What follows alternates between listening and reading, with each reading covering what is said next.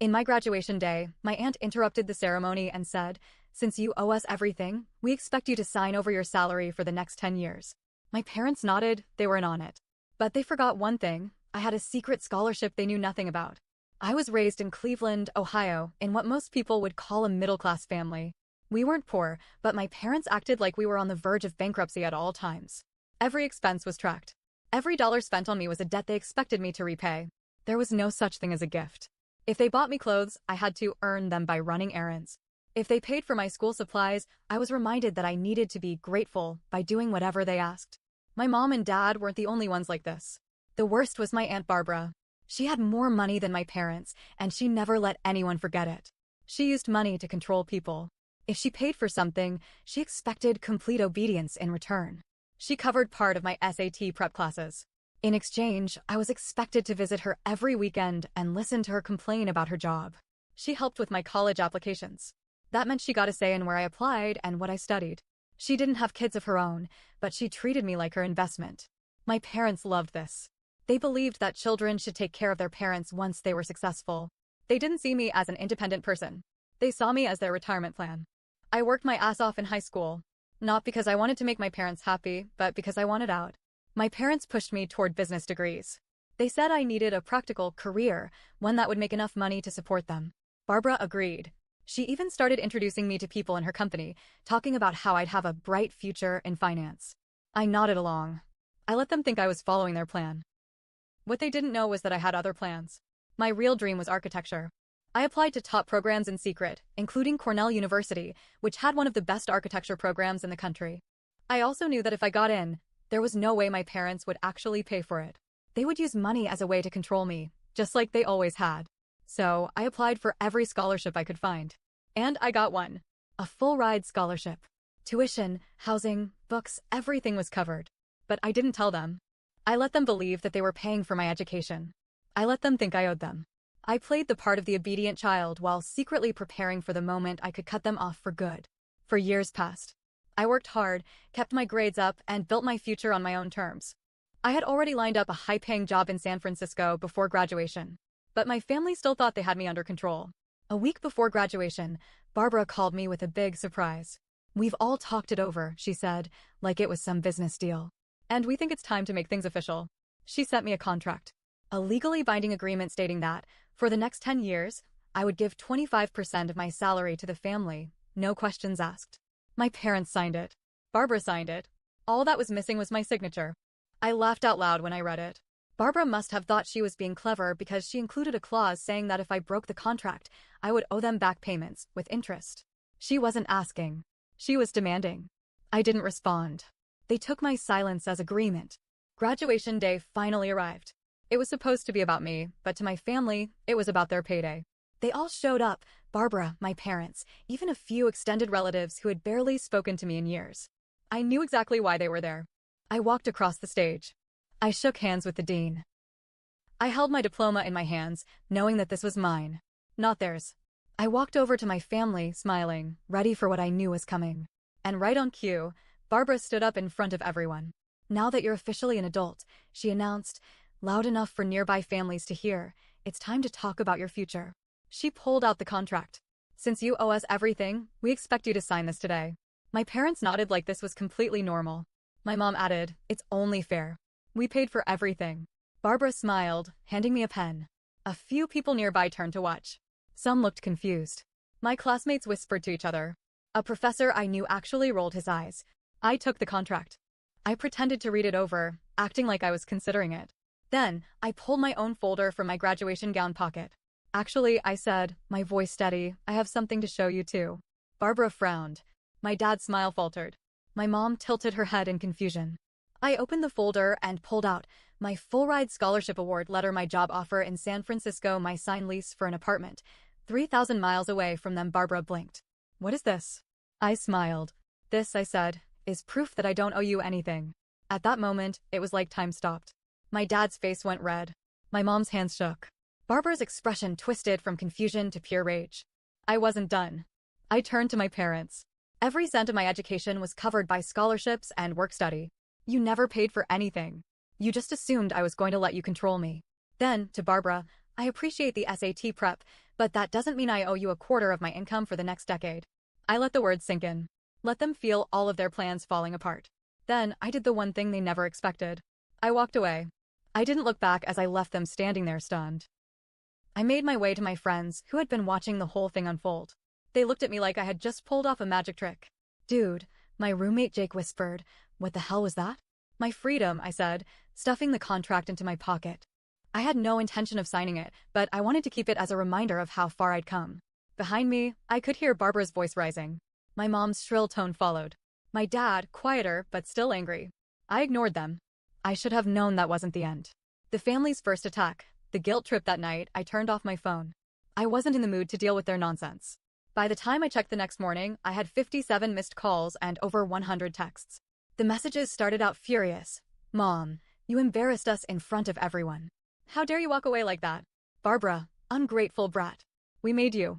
You think you're so smart? You'll regret this. Dad, fix this. We'll talk when you're ready to be reasonable. Then they turned pathetic. Mom, we're struggling. Just sign a smaller percentage. 10%. That's nothing to you. Dad, think of family. Do you want us to suffer? Then they got desperate. Mom, I don't understand how you can be so heartless. We gave you everything. Barbara, you'll never succeed without family support. No one turns their back on their blood without consequences. I didn't reply. I let them scream into the void. I thought that was the end of it. I thought that when they realized I wouldn't respond, they'd give up. I underestimated them. A few days later, I got an email from my future employer in San Francisco. It was a weird email. We received some concerning information about your background and wanted to check in. Please call us at your earliest convenience. My stomach dropped. I called immediately, and the HR rep, her name was Melissa, sounded awkward. Someone reached out to us claiming you falsified information on your resume and committed financial fraud during college. My heart pounded. Wait, what? That's ridiculous. Who said that? Melissa hesitated. We can't disclose that, but it was someone claiming to be a close relative. I knew. I knew exactly who it was. Barbara. This was her way of punishing me. If she couldn't control my money, she'd make sure I had no money at all. I took a deep breath. I can prove every single thing on my resume. My degree, my scholarships, my work experience. Everything. Melissa must have sensed the truth in my voice because she softened. We believe you. But we had to check. We get cases like this sometimes, and usually it's complicated family drama. It is, I admitted.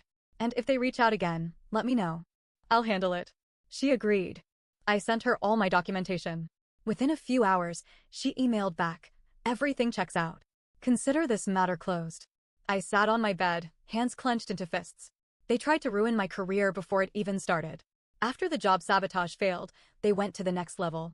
Barbara and my parents hired a lawyer. I got the email while packing my things for San Francisco. This is a formal notice demanding repayment of financial support provided during your education. If you do not agree to a repayment plan, we will pursue legal action. Attached was a list of every expense they claimed to have covered: tuition, rent, food, even clothes from when I was a kid. It added up to over $200,000. My hands shook as I read it. They had no legal standing. They had no contract. They were bluffing. But the sheer audacity of it stunned me. They actually believed they could force me to pay them just because I was their kid. I called a lawyer of my own. She read through the email and snorted. They don't have a case. If they take this to court, they'll lose. Badly. But if they keep harassing you, we can file a cease and desist. Do it, I said immediately. While dealing with my own problems, I found out something interesting. Barbara wasn't as financially stable as she pretended to be. She had made bad investments in the past few years. She needed my money. I found this out through a cousin who didn't agree with her tactics. They told me that Barbara had been bragging about my future salary for years. She took out a loan based on the assumption that I'd be giving her money. Now that I wasn't, she was in trouble. Her house was on the line. I shouldn't have cared. But I wanted to see her fall. I dug deeper. I found out that her financial firm had a strict ethics policy about personal investments. I sent an anonymous tip to her company about her loan situation and her attempts to extort a family member. A month later, I heard through the grapevine, Barbara was fired. She had spent years using money as power, and now she had none. But she wasn't the type to go down quietly. She wasn't done with me yet. I thought Barbara losing her job would be the final blow. I thought she'd be too busy trying to fix her own mess to come after me. I was wrong. A few weeks later, I received an email from my landlord in San Francisco. We have received concerns from a relative claiming that you have a history of financial irresponsibility and may not be able to keep up with your rent. Please contact us to clarify. My stomach twisted. She was still trying to sabotage me. I called the landlord immediately. I kept my voice calm. I have no idea who contacted you, but I can assure you that my finances are solid. I can provide bank statements, proof of income, and my job offer letter if needed. The landlord seemed skeptical at first, but when I sent the documents, their tone changed. Everything looks good on our end. We'll disregard the complaint. Sorry for the hassle. I exhaled in relief. But I was done playing defense. Barbara wanted a war? Fine. I'd give her one. I spent the next few days gathering every piece of dirt I could find on her. I called that same cousin who had tipped me off about Barbara's finances. Hey, I said. Tell me everything you know about Barbara's investments. Every risky deal. Every bad loan. Everything. The cousin hesitated. You're really going after her, huh? She came after me first. That was all they needed to hear. Over the next week, I learned more than I ever expected. Barbara had used company funds for personal investments. She had exaggerated her assets on loan applications. She had hidden debt that no one in the family knew about. She wasn't just financially unstable. She was committing fraud. And I had proof. I sent another anonymous tip, but this time, I didn't just report her to her former company. I reported her to the SEC, Securities and Exchange Commission, and the IRS. If Barbara thought she could play dirty, she had no idea who she was messing with. It took a few weeks, but then boom. She was being investigated for financial misconduct. When the news broke, the family exploded. My mom called me in a panic. What did you do? I pretended to be clueless. What are you talking about? Barbara is in serious trouble. She might be facing criminal charges. Wow, I said, completely deadpan. That's crazy.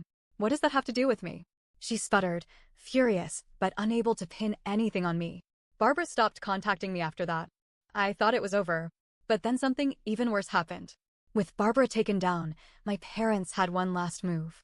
They turned the entire extended family against me. Suddenly, I was getting messages from aunts, uncles, and cousins I hadn't spoken to in years. How could you betray your own family? Barbara helped raise you. You ruined her life. Your parents sacrificed so much for you. And this is how you repay them.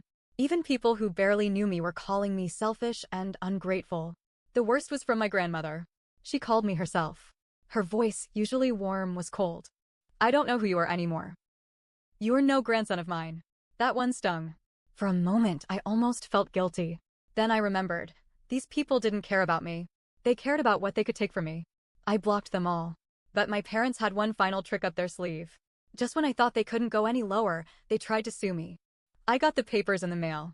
They were suing me for breach of familial obligation and unjust enrichment. They were demanding $200,000 in damages. I stared at the papers in disbelief. They were actually trying to take me to court for not giving them my salary. I called my lawyer, the same one who had laughed at their first threats. This time, she wasn't laughing. They actually filed, she said, flipping through the documents. It won't hold up, but they're trying to drain you financially through legal fees. That was the plan. They knew they couldn't win. But they also knew I was just starting my career. They wanted to bury me in legal costs until I had no choice but to pay them off. It was pure spite. But they underestimated me. I had one advantage they didn't. I had receipts.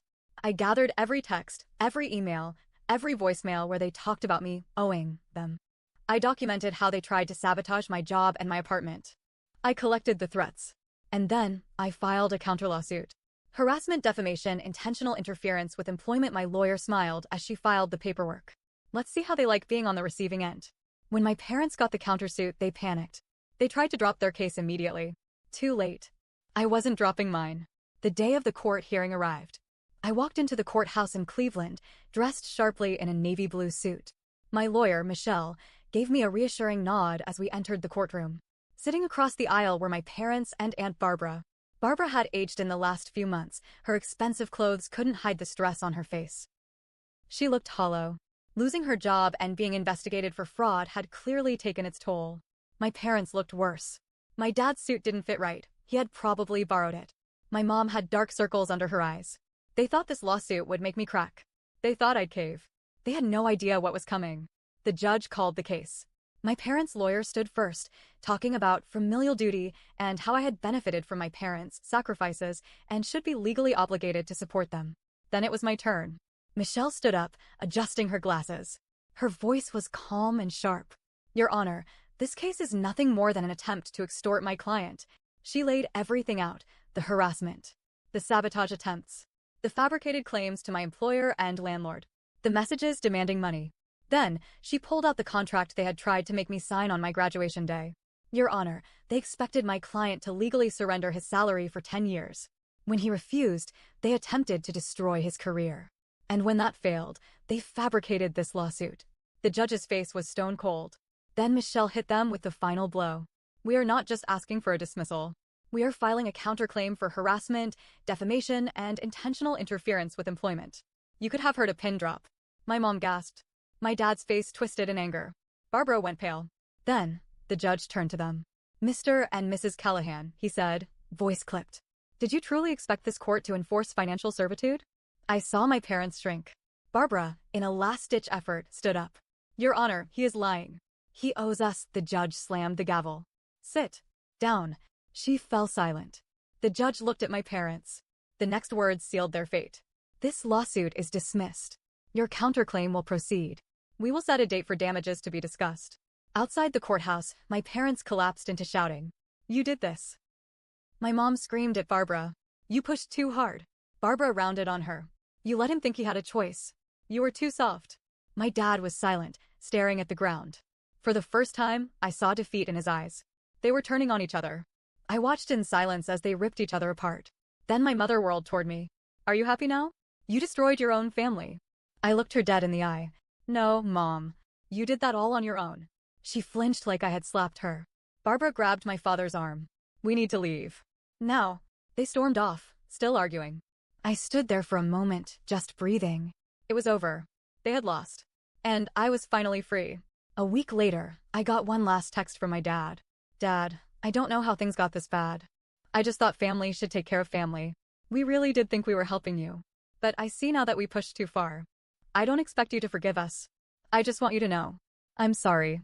I stared at the message for a long time. I didn't know what to say. Instead, I deleted it. A day after that, I got a very different message from Barbara. Barbara, you think you've won? You think this is over? You have no idea what you've done.